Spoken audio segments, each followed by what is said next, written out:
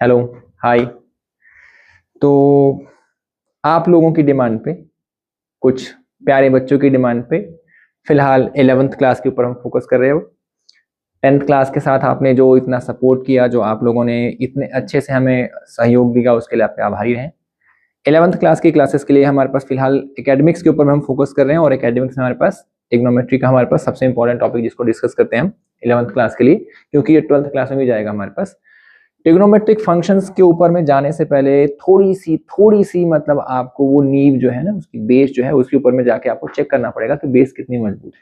तो अगर उस बेस को मैं चेक करने जाऊं तो सबसे जो पहली चीज आपको समझ में आनी चाहिए वो ये आनी चाहिए कि क्या जो 10th क्लास की ट्रिग्नोमेट्री है, सबसे पहली चीज 10th क्लास की जो ट्रिग्नोमेट्री मुझे आती है, 10th क्लास की ट्रिग्नोमेट्री में हमने क्या पढ़े थे?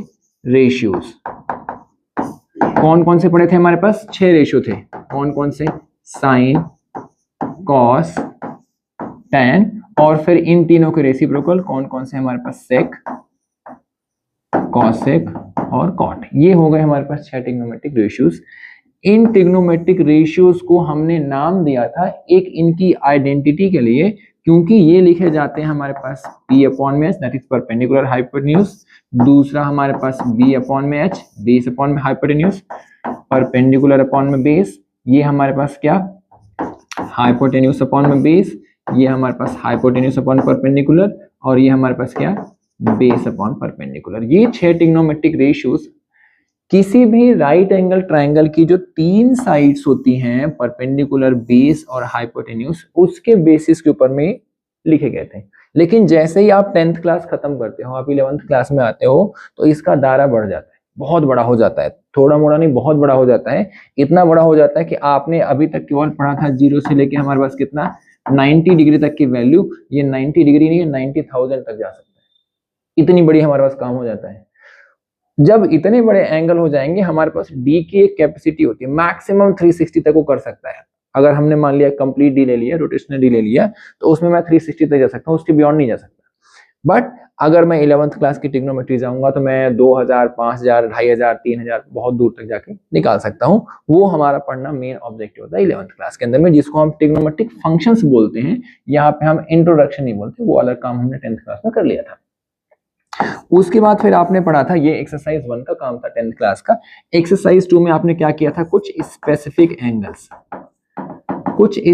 एंगल्स लिखे थे हमने, 0, 30, 45, 60 और 90। ये हमारे पास 5 बेसिक स्पेसिफिक एंगल्स हैं जो आपको जीवन भर याद रखना है। जीवन भर का मतलब जब तक आपके साथ मैथ्स रहेगी तब तक ये 5 के 5 रेशियो रहेंगे, और 6 रेशियो, और ये 5 हमारे पास एंगल्स। और ये एंगल्स उतने ही इंपॉर्टेंट हैं कि चाहे आप हजारों की वैल्यू निकाल लो, लाखों डिग्री की वैल्यू निकाल लो, आएंगे यही काम। आपको इनके बारे में अच्छे से जानकारी होनी चाहिए। 6 ट्रिग्नोमेट्रिक रेशियोज इंटू में 5, दैट इज 30, वो वर्ड्स आपको याद होने चाहिए। यहाँ पे हम क्या करने वाले हैं? ये 2 चीज हो गई थी 10th क्लास में। एक और चीज आपने की थी, एक आपने किया था हमारे पास आइडेंटिटीज।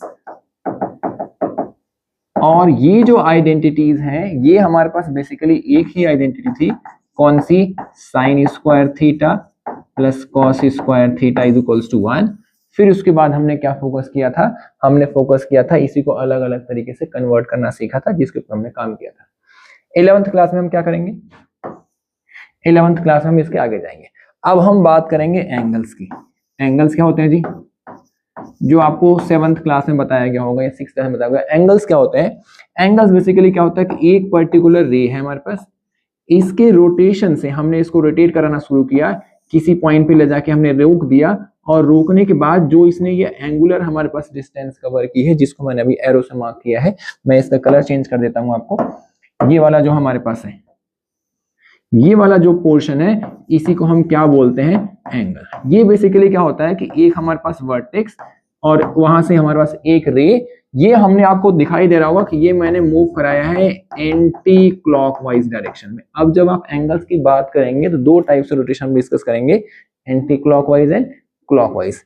जब हम बात करते हैं एंटी क्लॉकवाइज डायरेक्शन में, तो सारे के सारे एंगल हम लेते हैं प्लस। जब ये ऊपर की साइड मूव कर रहे हैं, अब अगर ये नीचे की साइड मूव करना शुरू करेगा, जिसको आप क्या बोलते हैं? क्लॉकवाइज, तो यहाँ पे हमारे पास जो प्लस का साइन था कन्वर्ट हो जाएगा किसमें? माइनस साइन है, एंगल की वैल्यू वही रहेगी। मान लिया पहले वाला एंगल अगर 40 डिग्री का आ रहा है तो एंगल अभी भी वही रहेगा, कितना हमारे पास 40 डिग्री, पर अब कितना हो जाएगा हमारे पास नेगेटिव साइन के साथ, पॉजिटिव साइन हमारा पास हट जाएगा क्योंकि हमने उसकी डायरेक्शन बदल दी। जैसे आपको पता है कि ए बी का मतलब ए से स्टार्ट होगा बी तक जाएगा, और अगर मैं इसको कन्वर्ट कर दूं, मैं इसको लिख दूं बी ए, इसका मतलब बी से स्टार्ट होगा ए तक जाएगा। उसी तरीके से एंटी क्लॉकवाइज या फिर क्लॉकवाइज डायरेक्शन में साइन बदल जाते हैं, एंगल की वैल्यू वही रहती है कि पहले अगर मान लो 30 की वैल्यू हमारे क्लॉकवाइज डायरेक्शन में माइनस की थी तो एंटी क्लॉकवाइज में प्लस की हो जाएगी।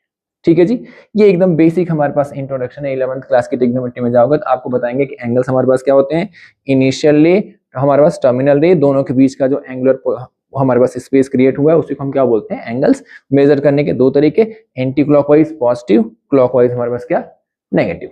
फिर उसके बाद आता है जी हमारे पास टाइप्स, कि एंगल्स को हम कितने टाइप से मेजर कर सकते हैं या फिर कितने तरीके होते हैं एंगल्स को मेजर करने के। 11th क्लास में जाओगे तो दो तरीके आएंगे। पहला वाला जो तरीका होता है जिसको हम क्या बोलते हैं, रेडियन। दूसरा जो होता है वो हमारे पास क्या होता है, डिग्री, जो हमारे पास एक तरीके से कह सकते हो ट्रेडिशनल मेथड है या फिर हमारे पास नॉर्मल, जो हम अभी तक करते आए हैं। अब बात करते हैं कि ये रेडियन हमारे पास क्या है। रेडियन हमारे पास क्या होता है कि अगर एक आपके पास सर्कल हो जिसको हम नॉर्मली बोल देते हैं यूनिट सर्कल। यूनिट सर्कल मतलब होता है कि जिसका रेडियस कितना होगा, 1 यूनिट। अगर एक आपके पास सर्कल हो जिसकी रेडियस 1 यूनिट हो तो उस समय रेडियस को जब आप ज्वाइन करेंगे तो ये हो जाएगा हमारे पास कॉर्ड और ये हो जाएगी हमारे पास क्या, आर्क। हमें बात करनी है यहाँ पे आर्क की, जो आर्क लेंथ है ये भी 1 यूनिट होगी, तो सेंटर पे जो ये एंगल सबटेन करेगी वो कहलाएगा 1 रेडियन। नहीं समझ में आया? समझने वाली बात यह है कि एक सर्कल, यूनिट सर्कल जिसका रेडियस 1 यूनिट होगा, और उस समय अगर वही आर्क जो 1 यूनिट की होगी सेंटर पे एंगल सबटेंड करेगी तो वो कहलाएगा हमारे पास 1 रेडियन। और हमारे पास इसको कई बार ऊपर सी, 1 के ऊपर में सी लिख देते हैं, डिनोट करने के लिए इस्तेमाल किया जाता है। ठीक है ना। डिग्री मेजर हमारे पास क्या है कि एक पर्टिकुलर हमारे पास रे का एक पॉइंट के अबाउट कंप्लीट जो रोटेशन होता है वो क्या कहलाता है हमारे पास, 360 डिग्री। एक कंप्लीट रोटेशन कितना कहलाता है हमारे पास, 360 डिग्री। एक पॉइंट का उसी के पॉइंट के अबाउट में कंप्लीट रोटेशन क्या कहलाता है, 360 डिग्री। ये हमारे पास जब भी करते हैं तो इसको हमारे पास क्या मालूम है कि हम 10 लिख देते हैं डिग्री। यहाँ पे हम क्या लिखते हैं, सी, और यहाँ पे हम क्या लिखते हैं, 0। This implies for the degree, this implies for the radian. ठीक है जी। अब इन दोनों के बीच में हम निकाल लेते हैं क्या, रिलेशन। रिलेशन हमारे पास क्या है, किसके बीच में, वो जो दो आपने पढ़े हैं। पहला जो आपने पढ़ा हमारे पास क्या, रेडियन, और दूसरा आपने जो पढ़ा हमारे पास क्या, डिग्री। अगर मैं रेडियन की बात करूं तो कंप्लीट रोटेट करता है तो वो हमारे पास क्या कहलाता है, 2 पाई, और इसमें कितना होता है हमारे पास 360 डिग्री। डिग्री वाले में जाते हैं, इसका मतलब कि जो पाई रेडियन है वो किसके इक्वल है हमारे पास, 180 डिग्री के। इसका मतलब कि जो 1 रेडियन होगा ये होगा 180 अपॉन में पाई डिग्री के। हाँ समझ में एग्जैक्टली कि जो 2 पाई रेडियन है यह है 360 डिग्री के, पाई रेडियन है 180 के, और 1 रेडियन हो जाएगा 180 अपॉन में पाई डिग्री के। This is the relation between radian and degree. अगर आप दूसरी साइड से जाते हो, वाइस वर्सा में जाते हो, कि जो 360 डिग्री होगा ये होगा 2 पाई के, तो 1 डिग्री किसके इक्वल हो जाएगा हमारे पास, 2 पाई अपॉन में 360 डिग्री, दैट इज कितना हमारे पास, पाई अपॉन में 180 डिग्री। ये जो रेडियन वाला प्रोसेस है ये फर्दर और जाता है। जो हमारे पास 1 रेडियन होता है ये हमारे पास होता है किसके इक्वल जी, 1 रेडियन जो होता है ये होता है 60 मिनट्स के। एक डैश लगाते हैं उसको हम बोलते हैं मिनट, और हमें मालूम है कि 1 मिनट जो होता है ये होता है 60 सेकेंड के। 2 डैश लगाने को हम क्या बोलते हैं, सेकेंड्स। ये हमारे पास इनके बीच का कनेक्शन है, एक दूसरे के ऊपर में कन्वर्जन टाइप के भी क्वेश्चन पूछे जाते हैं। जब अगली वीडियो आपके पास आएगी तो हम कन्वर्जन के बारे में बात करेंगे। ठीक है, एक बार मैं आपको रिकैप कर देता हूँ कि हमने इस वीडियो में क्या क्या डिस्कस किया है। हमने इस वीडियो में सिंपल सा डिस्कस किया है कि ट्रिग्नोमेट्रिक जो फंक्शंस 11th क्लास में हम करेंगे उसमें रेशियो जो हमने इस्तेमाल किए थे वही रहेंगे, एंगल्स जो हमने इस्तेमाल किए थे वही रहेंगे, आइडेंटिटीज जो हमने इस्तेमाल की थी वही रहेंगी। नया क्या आएगा? नया आएगा हमारे पास एंगल को मेजर करने का तरीका, anti clockwise direction positive, clockwise direction negative. Anti clock का मतलब है कि जिधर घड़ी चलती है उसके अपोजिट साइड में जाना है। घड़ी आपकी इधर चलती है, इस साइड से घड़ी चलती है, इसके अपोजिट जाओ, ये आपका क्या एंटी क्लॉकवाइज डायरेक्शन। एंगल को मेजर करने के दो अलग अलग यूनिट्स होती हैं, एक होती है रेडियन, एक होती है डिग्री। रेडियन और डिग्री के बीच का जो हमारे पास रिलेशन है वो हमने यहाँ पे डिस्कस किया है कि जो रेडियन होता है 2 पाई वो 360 डिग्री के बराबर होता है। 1 रेडियन 180 अपॉन पाई। अगर मैं उस साइड में जाऊंगा तो 360 डिग्री किसके इक्वल? 2 पाई के। 1 डिग्री किसके इक्वल? पाई अपॉन 180 के। पाई की वैल्यू आपको पुट करनी है।